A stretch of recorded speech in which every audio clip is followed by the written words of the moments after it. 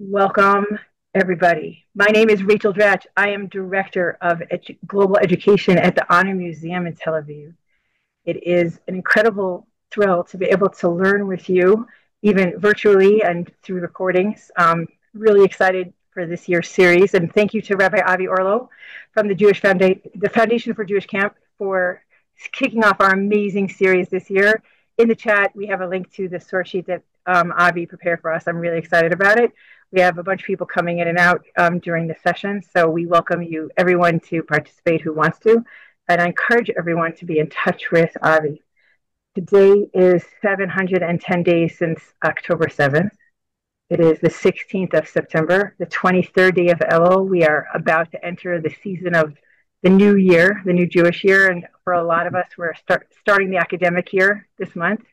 So it's really, really appropriate that our learning takes us, Avi. I'm really excited about what we're going to do with you, about where do we begin?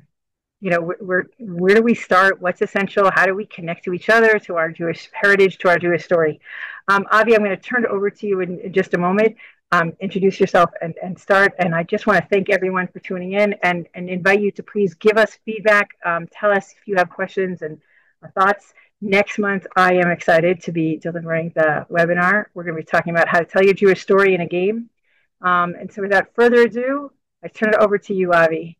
Thank you so much. Thank you, Rachel. Honored to be here. So I guess to start off, and it's sort of emblematic, is Kol HaTechilat Kashod. All beginnings are hard, and this morning is no different. And as we started the new year, I got thinking about beginnings and how we start. And it's just interesting to sort of reflect on whether you're listening or with us today, like, what's the first memory you have of learning? Like, what's that entryway that you say, oh, I'm learning now? And it could be a secular topic, it could be Jewish, whatever it is. Not like Jewish, like anything. Anything. Like, what's the experience you had of sort of like, I am self-consciously aware that I am learning now, you know? There are not a lot of us here. So if anyone wants to proffer an opinion or experience, like, I would love it. But it's just interesting to reflect, like, what is that first memory I have of like entering into learning? When did it start? Where did it start? Where you're conscious of the fact that you're learning. Yeah, I'm like, I am aware right now I am learning. Or I'm aware that like, so like it's great that, here in Western Hemisphere, like, oh my God, go get your new pencils and your notebooks and like the new year is beginning. But there's the other moment of like, what was I learning? Like, where did class start? Like, where does the opening chapter, like, where did it begin? So I just want to pause and let if people have thoughts on it. So like, where did it begin? I can just say the first time that I am conscious of being aware of learning was college. I feel like everything that happened up until then was sort of life and you were just there for it. But that it was like an active, like I took responsibility for learning. So that made a difference. It's very late for me. I love that self-awareness. I'm thinking for myself that I have this memory of being a kid, like really little, like 4 or 5. I don't know if I'm making this up, but I wanted to learn how to play a game. And I was excited to be like my dad was going to teach me. And I felt very adult. So it's interesting because learning feels like a very adult thing to do. I felt very adult. Yeah. What about you, Avi?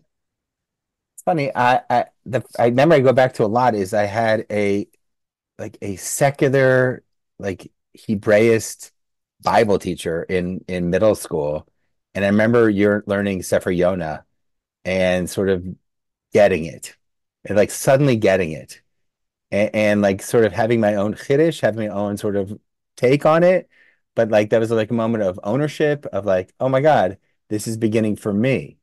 That I am learning this, and maybe this is what Dara is getting at, sort of a self-conscious of like I'm awakened to the fact that I am not the object of someone else's process. I am sort of like I was a master in my own process suddenly.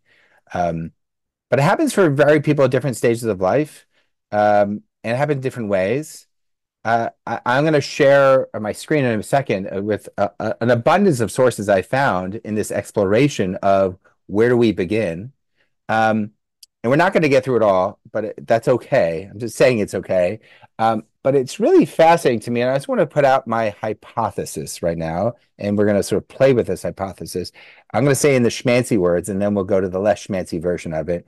The schmancy version is etiology recapitulates teleology, which is the study of where we begin actually manifests and replicates itself in the purpose and goal of it. So my hypothesis is looking at a wide array of rabbinic sources that they have different educational theories about where do we begin? Where do we begin this learning process? And my curiosity is, what does each of these texts tell us about the goal of Jewish education, the experience of Jewish education, the methodology of Jewish education, and the experience of belonging to a Jewish people? Like, so I want to sort of come back to those questions each step along the way, which is why we're not going to get to all of them because it's very laborious.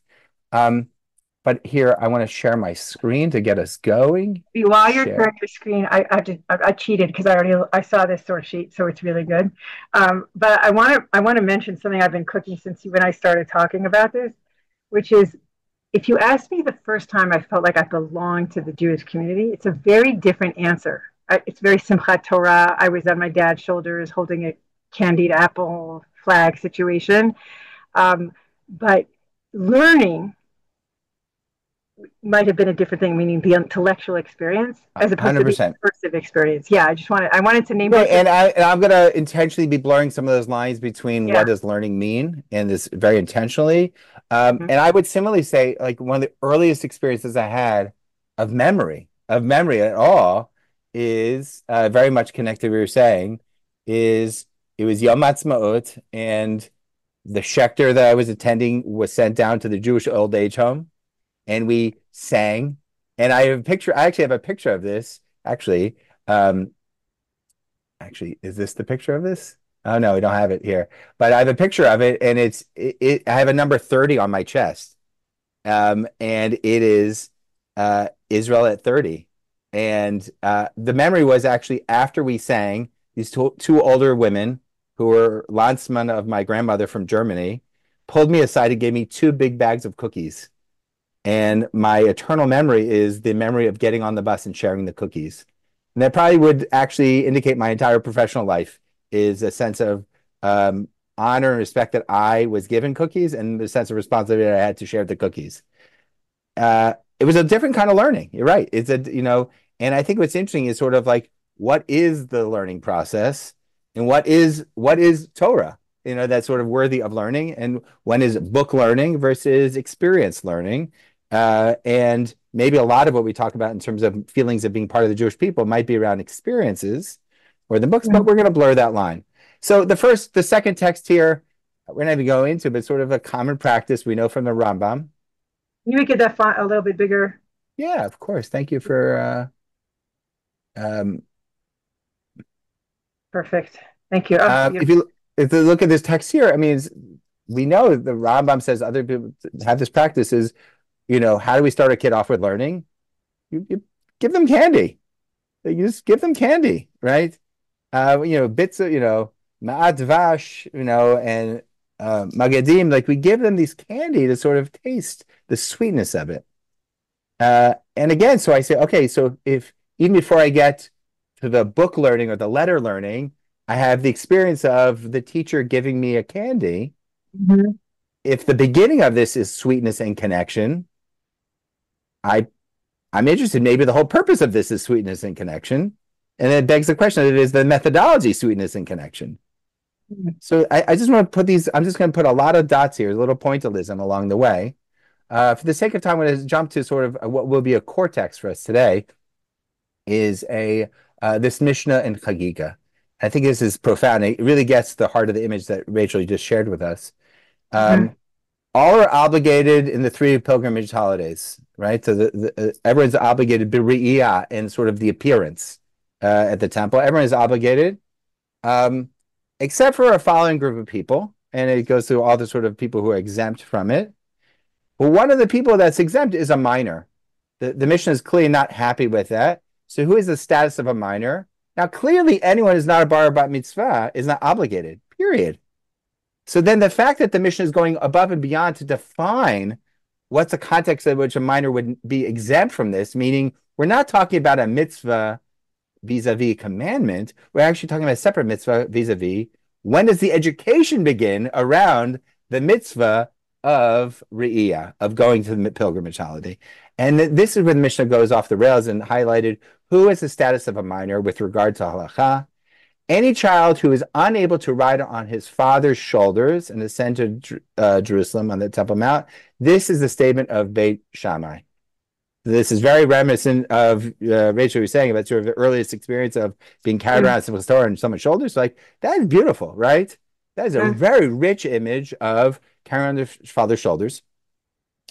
Beit Hillel says, no, if your child is unable to hold his father's hand and ascend to the foot of Jerusalem, the Temple Mount, right? So that's already interesting. So you would say, oh, okay, Beit Hillel says when the kid's this old, and Shammai says when he's younger, right?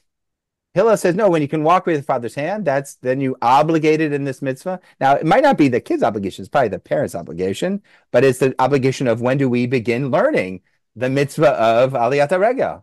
That's when the mitzvah starts, right? Where Shammai said, no, when they're younger, right? Now, already the Mishnah is not so interesting, it's interesting because it's not necessarily typical, goes and gives us a rationale for Beit Hillel and says, no, you understand. The reason we start later than Beit Shammai is the three regalim are, since it says regalim, regel, right? So meaning the purpose of this mitzvah is to make you do the commandment. The commandment is lifting the foot and going up. What? It's a play on the word regel. Habit. So we're going to go back to habituation in a minute. But what's interesting is that from this outset, you'd say, oh, the purpose of this is you're supposed to join your father in this mitzvah of walking. So the mitzvah doesn't kick in of education until you could do the behavior. The behavior is that. Now, what's interesting is far beyond the throngs of Jerusalem, or the experience of a God in Jerusalem, what's this kid going to remember at that age anyway? Right? They're going to remember walking with her. Like it goes back to this image we have from the Rambam of it's about connection.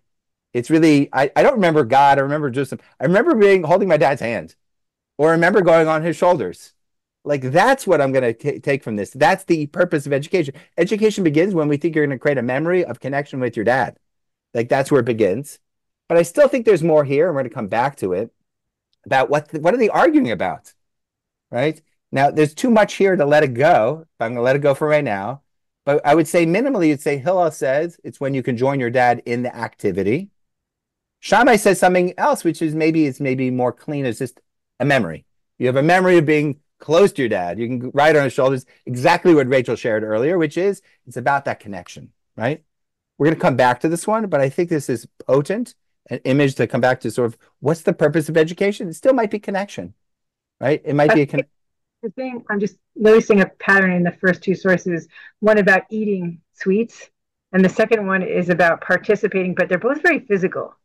Like in the eating of sweets, I'm literally ingesting yummy food. I'm tasting it. I have the texture of it, and there's something very tactile about that moment. And in this moment, there's also that I'm either holding my parent's hand or I'm on my parent's shoulder. Like again, it's very immersive. There's something very tactile about those initial experiences of being a part of the Jewish community and learning.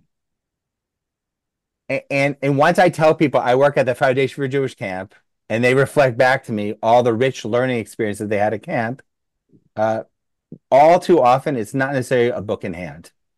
Yeah, it is someone else's hand in hand. Museum people, we speak that. No, I'm saying so there is something about sort of the blurring of the line of classroom learning versus experience of learning. And both of these, as you're pointing out, and both of these, I'm telegraphing here, the entire source sheet is set up chronologically as a kid is. We're not going to get to deeper learning until later on when a kid's older. This is the earliest ages when it's only going to be the physical. Mm-hmm. What's interesting is for many of us, this might be actually where we connect, period. It's not about age. It's actually just how we connect and how we learn. It's actually embodied. Embodying that connection. But again, going back to my hypothesis here, If the beginning is visceral experience, maybe the purpose is visceral experience. If the beginning is a connection with another human being, maybe the purpose is of Jewish education is that. So I think there's something interesting here to sort of be teased out. But I want to keep on moving us on because of sake of time. Another one of my favorite Gemarot is the Gemara in Shabbos, source number 5 here. You can see it's a wonderful image. I only brought a little bit of it. It's really phenomenal. The sages said before Rabbi Yeshua ben Levi, young students came today to the Beit Midrash and said things like which were not said in even the days of Yeshua ben Nun. And so it's this image of like these little children coming into the adult Beit Midrash, and they're about to share the mnemonics that they are learning to remember the Aleph Bet, which means that someone must have taught them the Aleph Bet by teaching them these mnemonics. So again, where do learning begin? Okay, we got past the candy. Now we're going to learn the Aleph Bet. But even when we learn the Aleph Bet, how do we learn the Aleph Bet? It's not just Aleph Bet and here's a candy. It's Aleph Bet. We're going to teach you mnemonics to remember it. And what's the what? Like a song. A song, to play, whatever it is, some tool to sort of help them remember it. And the children knew Hebrew letters, interpret the letters homiletically. Aleph Bet, Aleph Bina, learn wisdom. But what is the wisdom they're learning? And the continuous Gimel Daled means Gamul Dalin, give to the poor. Why is the leg of the Gimel extended toward the Dalet, if you're playing with the letters? Because in the manner of one who bestows love, chesed, but Gimel Chasadim to the purpose of the poor.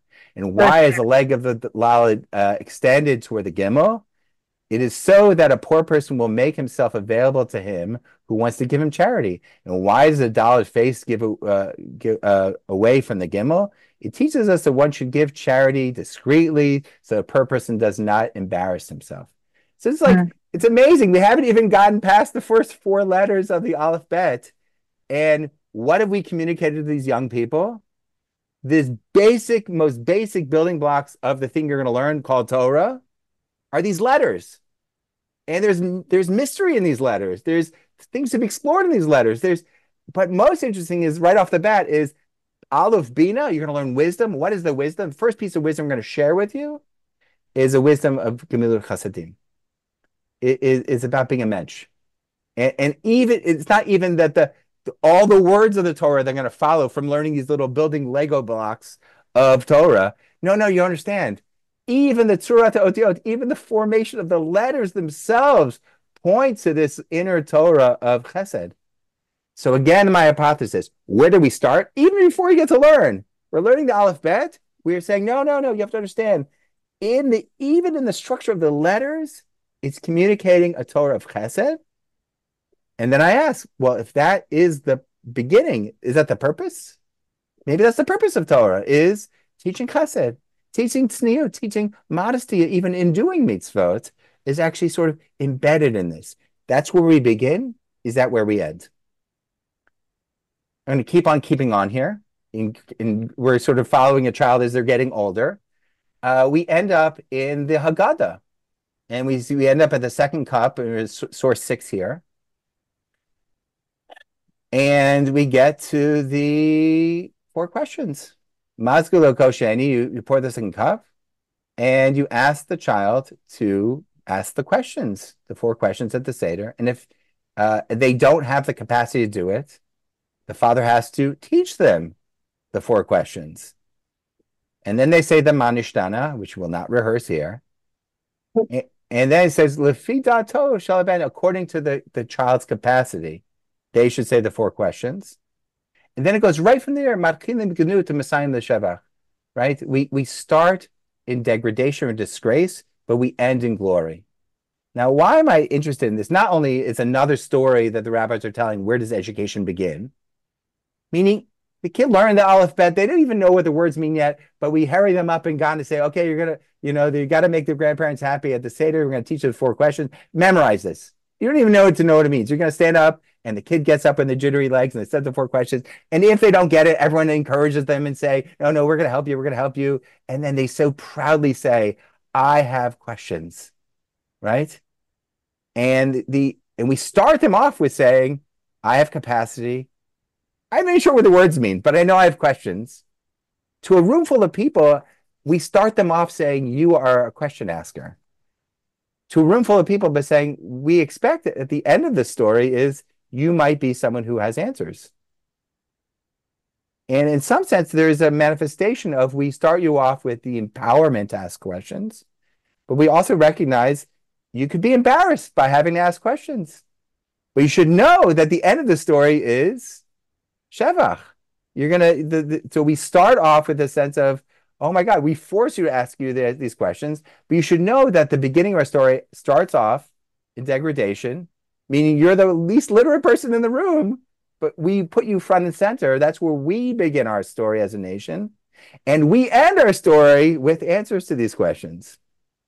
So we nationally start off with Biganut in disgrace, but we end in Shevach.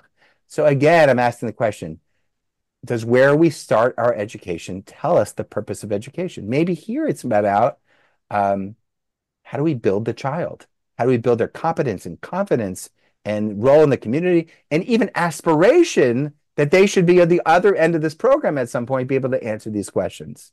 And even if you don't understand the question, we're going to rehearse the question with you, because we're going to start you off by teaching you how to even ask a question. And that's where we begin, right? So again, we start, where do we begin? Might have an indication for where we end. I just want to add, this is Please. beautiful.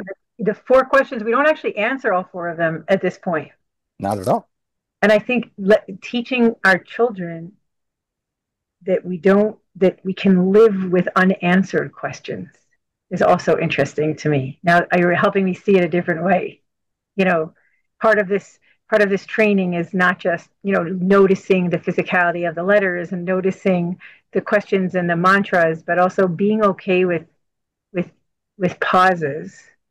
And then the Gemara says, okay, you start here and you get to this place, but we don't actually get the script of how to answer all their questions, which I think is wonderful.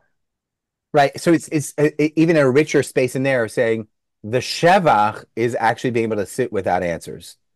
Well, or that eventually we're going to get to that praise section. We're going to make our way there, but the point is not that here's the script for the answers. Like, you're going to work your way over those answers, but the point is to engage in wonder. Yep. Amazing. So then we get to the most obvious text. If I were to just ask someone this question, like, where do we start in Jewish education? They would immediately go to Pirkei Avos, this source number 7 here.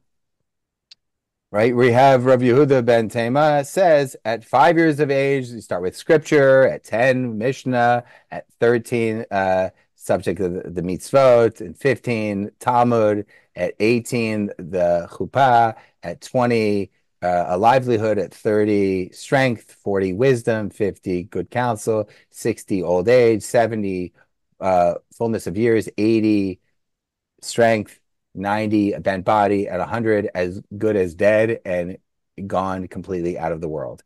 Now, Ad Me'av Esrim. So it's interesting is to the question you were bringing before, Rachel, which is how many of these things are more formal versus experiential, how Torah is a lifelong pursuit, right?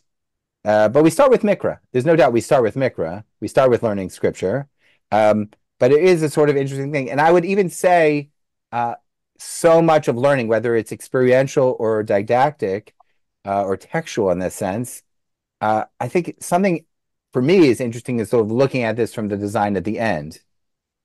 If the end of this is your batel mina olam, you devoid from the world, how do you become a Baal Gavra? How do you become a person of substance? You learn Torah. Meaning you learn Torah through the course of your life. It's not a pediatric Torah that you only learn scripture and there it ended. Actually, there's steps along your learning along the whole way, which is exactly what we just saw in the Haggadah, which is we're all part of this learning project. You might be at the beginning of it, but someone else is at the end of this. We still might not have the answers along the way, but we're all going there. Like we're going along the way. And how do you matter? You matter by your learning. You matter by participating. And not just as a consumer of Torah, but a producer of Torah, that you are part of the project, right? But again, here we actually indicate, and this will get us to source number 8 here, which is We start with Mikra. You start a child by learning scripture, right? We already explored candy, we explored letters, and explored other methodology. But then the question is, if you have a kid says, okay, in the Mishnah it says you're supposed to start with Mikra, which Mikra? Like, great. So you might say, oh, we should start with Genesis. Now, this is a very famous quoted Vayikra Rabbah, source number right here. Rav Asi said that young children begin their Torah studies with Vayikra, right? With Torah's Kohanim, actually, which is interesting. We translate as Vayikra, but it's sort of the laws of the Kohen, which is a euphemism for Vayikra, and not Breshit. We don't start with Genesis, right? We don't start with stories. We start with sacrifices. We start with sacrifices. Now, even before I get to the answer, why would you do that? Meaning you would think, okay, we're going to start learning. We start with Breshit, right? The answer is given right here. It says, because children are pure. Oh, yeah, sure. Hold a second. The children are pure, and the sacrifices explained in Leviticus are pure, so pure study pure, right? Which is fascinating.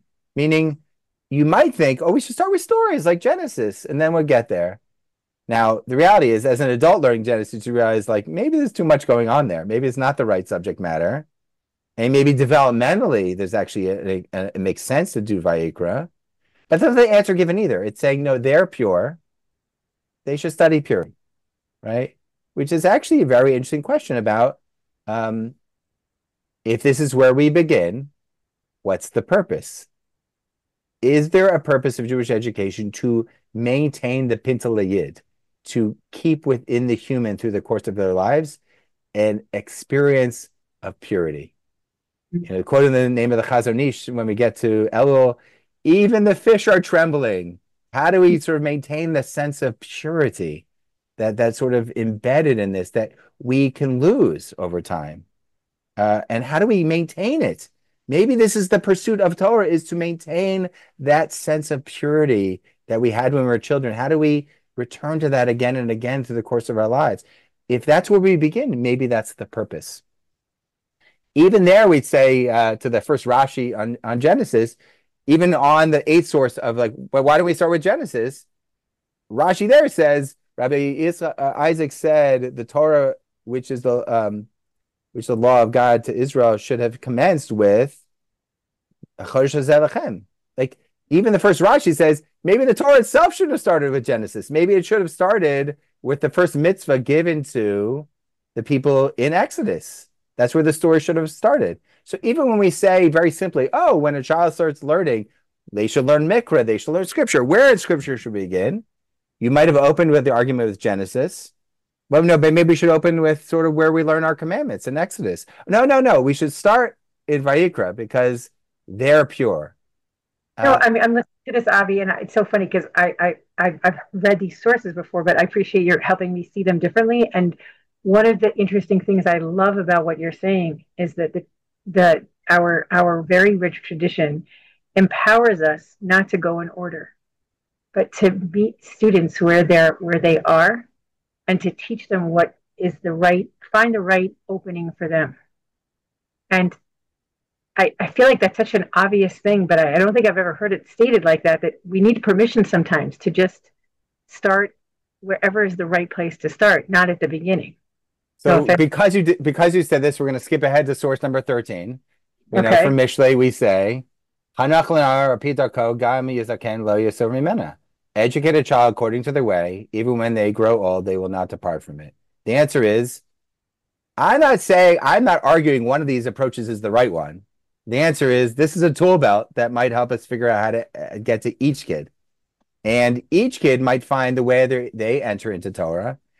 And I'm still curious if that might help us describe for ourselves our purpose and or their purpose of continuing learning Torah throughout their lives. Meaning, is there something unlocked about the way that you entered into learning that might be indicative of your understanding of your purpose of learning Torah throughout your entire life, right? And the answer is, I'm not suggesting one of these approaches is the right one, but there is a right one for each learner. And our job as educators is to help them find that and get on that path. Because if we get them to unlock how they enter, they will find a lifelong purpose. But we're not done our exploration. But I couldn't resist of going out of order, There you go. So now I didn't bring all the discussions here, but there's a interesting conversation going back to the Mishnah and Pirkei Avos. We started it off with Mikra, but then where do we start them off with learning Gemara? So the question is renewed about like which sugya would you start a child off in learning Gemara? And what's interesting is the consensus has become Minhag Yisrael, the custom of Jews is Ela Mitzias. You start off with learning Ela Mitzias. And there's a number of different opinions given about why. I've never seen any of them written down, but there are a lot of different ideas that are presented. One having to do with conceptual capacity, right? Maybe and or halachic simplicity, meaning similar to when you start off with Genesis, you should start off with brachot if you're going to start off with learning Mishnah or Talmud. But the answer often given is, I think in the name of Rav Moshe, was a lot of the sugyas in brachot don't necessarily translate neatly to the halacha, where Ela Mitzias, actually laws of lost and found, actually directly translate into the halacha.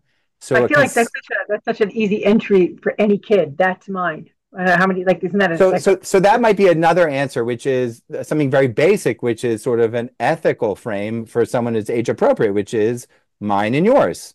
Yeah, mine is mine and yours is yours. Yeah. And developmentally, that might make sense for them. I think this is a technical answer, which is how does the learning line up with the practice? And conceptually, if it might be too hard for a kid to be like, there's a lack of alignment here. Where you're saying, no, the content itself manifested sort of like losers keep, finders keepers, losers weepers. It's like sort of like in the playground reality of that age and stage. So therefore, how do we react to that? Yeah. As totally relevant in their lives. Another frame might be whether that's ethical or theological, which is the world is not yours. And this is a similar in conversation with a child of that age saying, you know what, there's something bigger than Phil. There's something overriding this plan, which is what you see is not yours. And how do you operate in the world, whether that's ethically or theologically? But again, how we decide, even if we both resolve that a kid should start learning Gemara with Ela Mitzias, you might actually have a different conclusion about why you start, therefore, what the purpose of education is, therefore, what the methodology of education could be.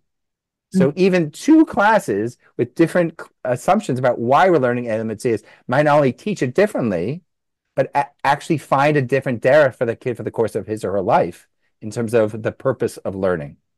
Is it an ethical charge? Is it a theological charge? Is it about being relevant? Is it about corrective to my human instincts?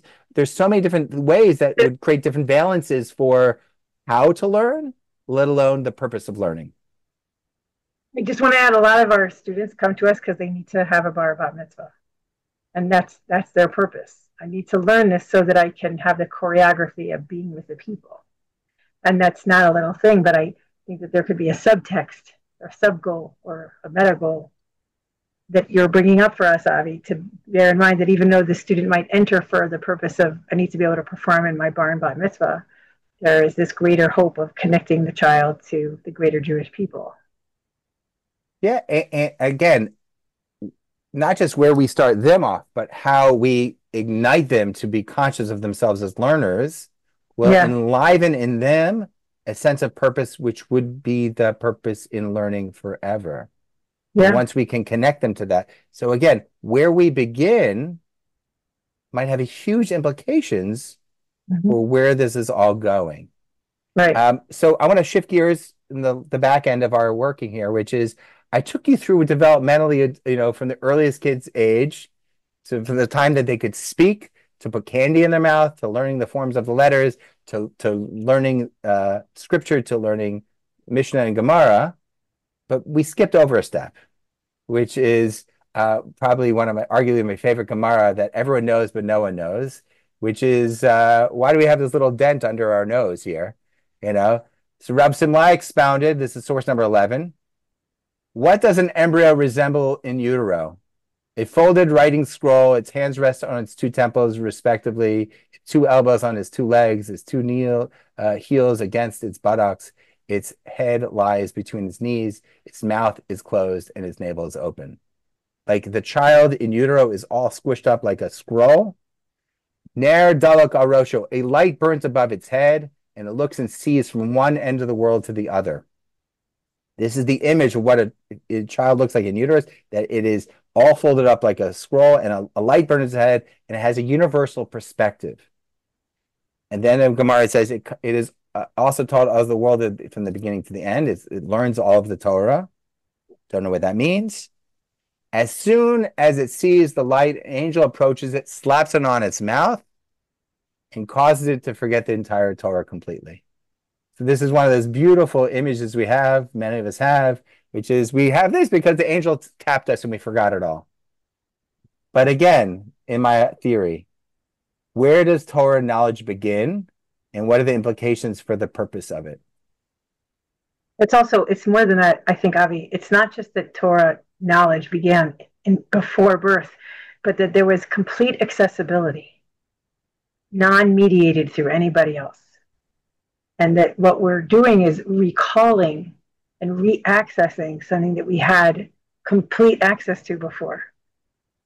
It's a recovery mission. Yeah, we're not learning, we're remembering, and so some of the process of learning is my membership. I am remembering to be part of this thing I knew. Yeah. But I think there's another element here, which I think is incredibly beautiful, and this is rather Freudian, is, when the child is born, it's all about me. Like, I got smacked in the face. I need milk. I need my needs met. And the maturation process is recognizing, wait a minute, it's not actually all about me. It actually is, there are other people in this space. And what I love is the opening image of what does it mean that it was taught the entire Torah? It doesn't say, in utero, they went over to Har Sinai. The image it discusses is Ner dalak arosho, the candle burns above its head and it sees the entire world. And what I think is so fascinating is when I see the whole world without my own shadow in it, I see what the world needs, not what I need. And then I got slapped and it's all about me. And then I need to remember Torah and realizing that it can't all be about me.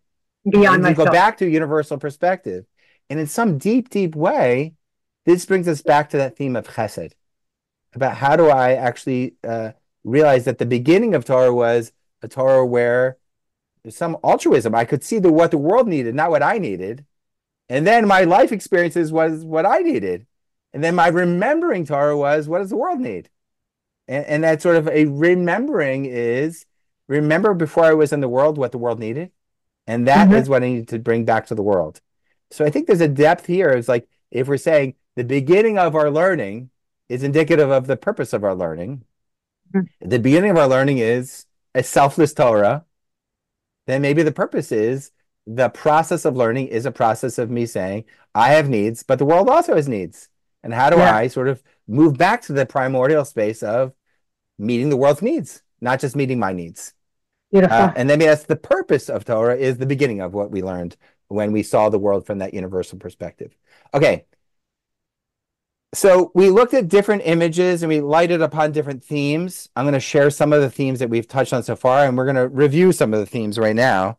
But we've talked about the themes of the beginning of learning happens with connection and sweetness and trust, and the connection between the learner and the teacher and the learner, right? With that sweetness.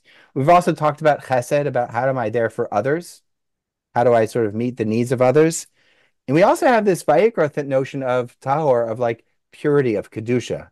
And how does the beginning of this, maybe the purpose of this being kedusha?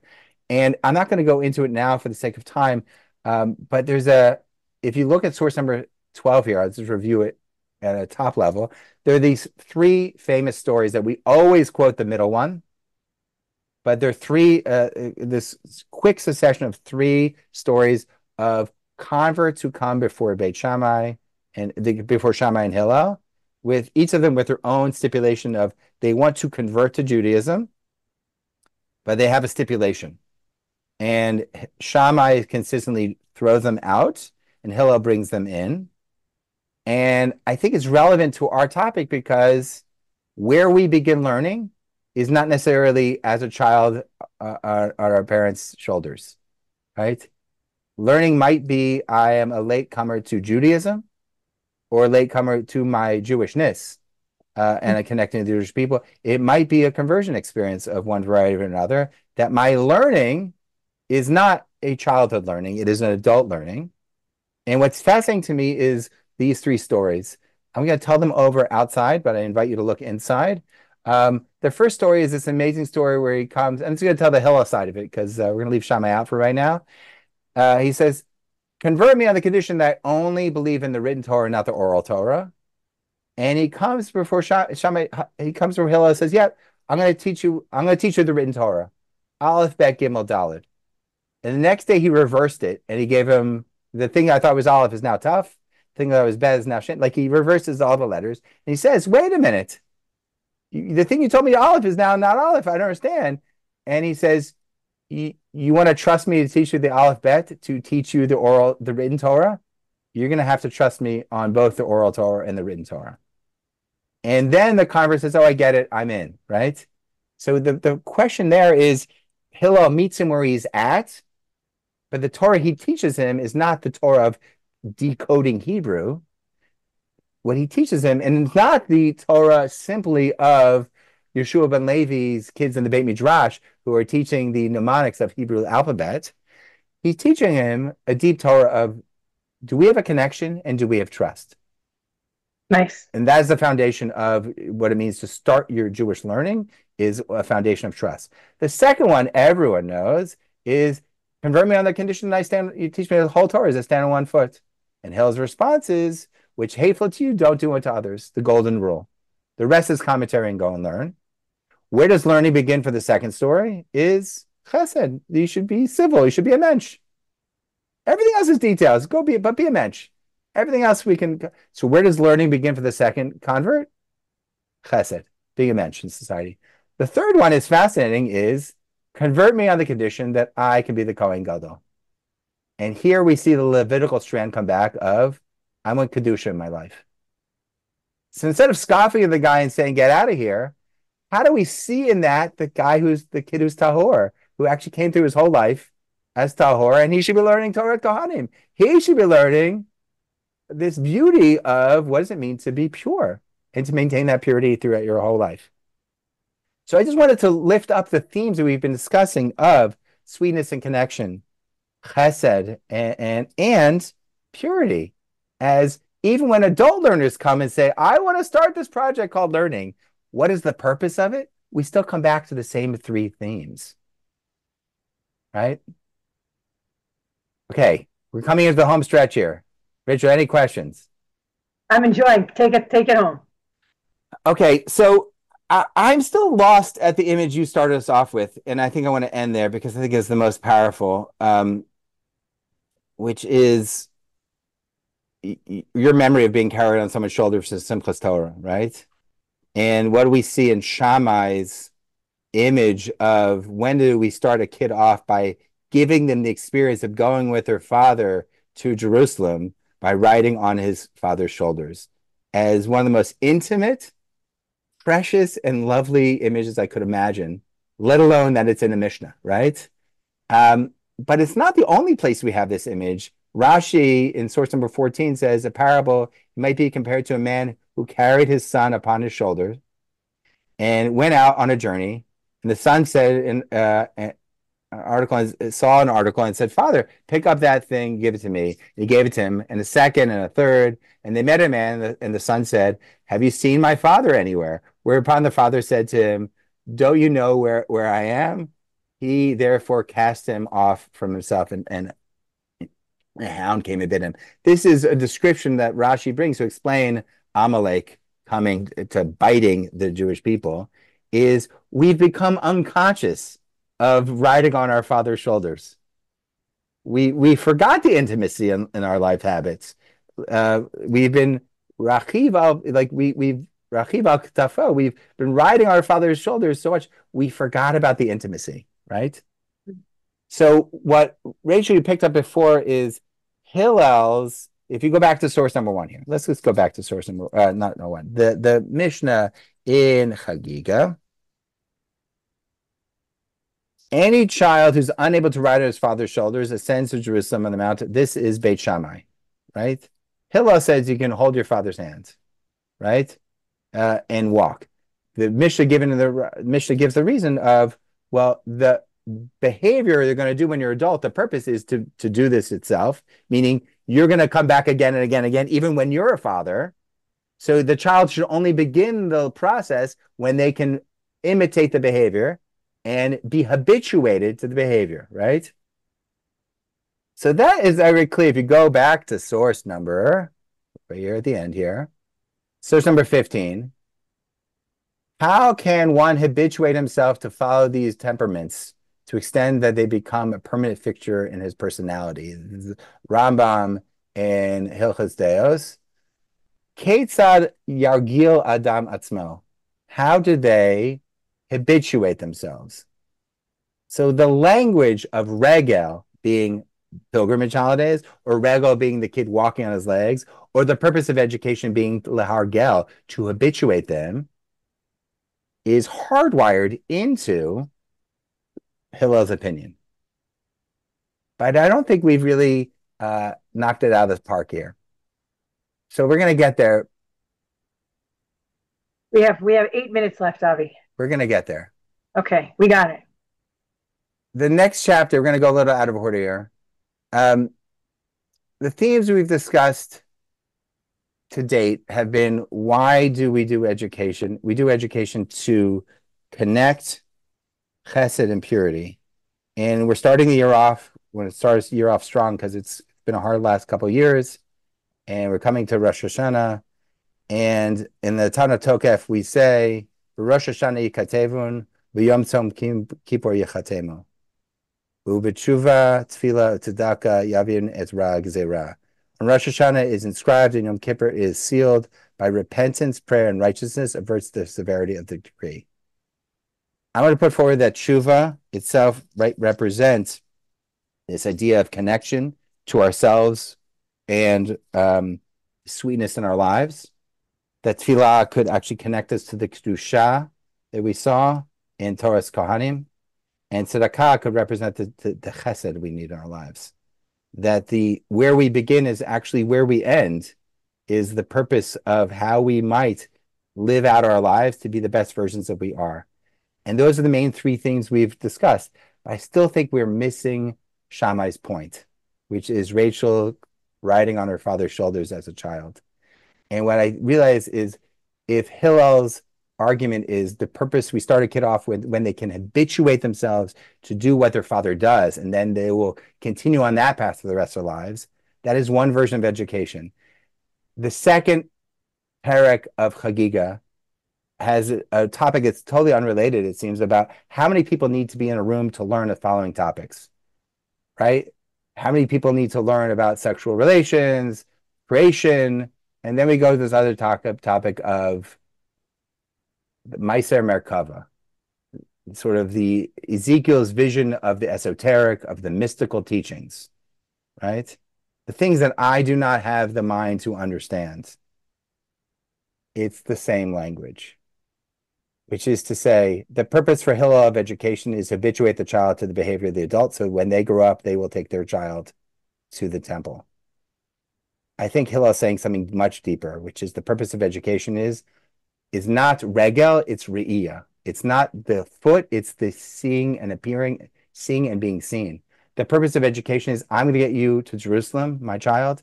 I'm going to get as close as I can to the action. I want to let you see as much as I can see, but that's as far as I can get. But this is about discovery, my young child. You're going to stand on my shoulders and see further than I will ever see. Beautiful. I need you to see beyond what I can see. Torah learning is actually about discovery. It's actually the Meiser Merkava is what Shammai is talking about, which is the purpose of education is going where we haven't gone yet. And Shammai is saying we start younger, but we end a lot later, because the purpose of education is, I will only get you so far, but you'll have to go to the next chapter. You get to go to the next chapter. We have this language when it comes to scientific exploration. We do not own this language when it comes to Torah learning. I think Shammai offers us this language in the image of riding Merkava of the same language of Maaseh Merkava, of what does it mean to actually see the mystical. Even from inception, I would like my child to understand you're going to go beyond where we go. Even when they're at the Haggadah and they're at the Seder and they're saying, I have questions, we don't have the answers.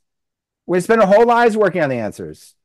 And you're going to have more answers than I ever will. Because the purpose of education is not just to habituate you to my behavior, it's to set you up to go further than we've ever gone. And you should be so zocha, you should be so worthy that you're going to take your child up to the temple and they're going to go further than you. Why? Because they're riding on our shoulders. As Isaac Newton said, if I've learned anything, it's because I've stood on the shoulders of giants. And I think that's the purpose of education, is how do we discover what really could be? And with this, I really want to wish everyone a Shana Tova U'Metuka. May be sweet, like the Rambam says, where we begin. But might it end with the Maaseh Merkava of where we could possibly discover and go? Then, Avi, I can't thank you enough for starting off not just our series, but our year with beautiful words of Torah and thought. We have so much material here to play with.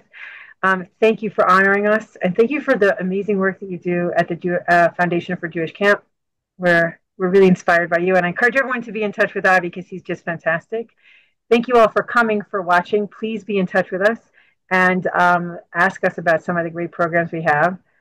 Shout out to my colleague Sharon, who's on this Zoom, who runs our My Family Story program. It's the best.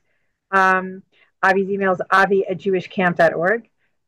Thank you, everybody. Shana tova, k'tiva v'chatima tova. Thank you all so much for coming.